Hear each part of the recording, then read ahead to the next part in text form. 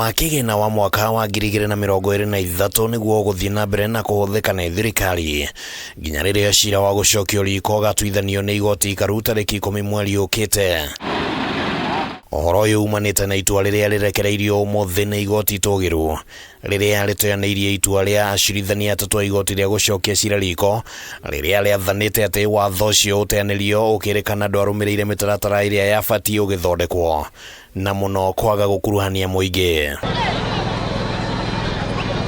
Acirithania mugwanja a igoti tugiru maugite ati gukindira itua ria igoti ria gucokia cira riko ria guteanĩria watho uyu ni rikurituhia mihango ya thirikari kungania magoti na uguo gucungireria githagathago thirikari-ini na kuhingica mutaratara wa kurutithia wira budget ya mwaka ucio.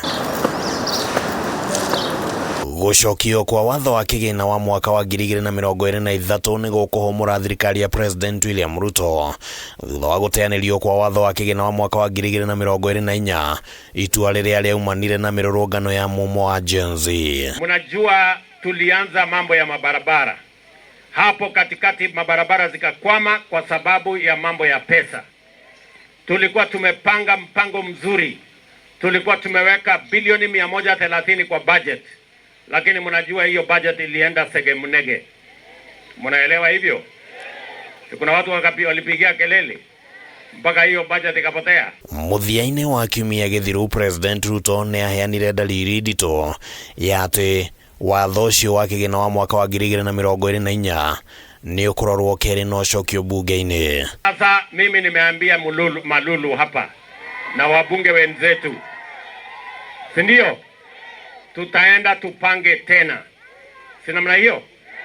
Mimi nauliza nyinyi, ukienda kupanga ile maneno uzae mtoto na mtoto huyo apate shida, hakuwa hai, wewe una give up? Si unarudi tena kwa kitanda? Handu-ini ha Kameme TV ritwa riakwa ni Kimani Wangũnjiri.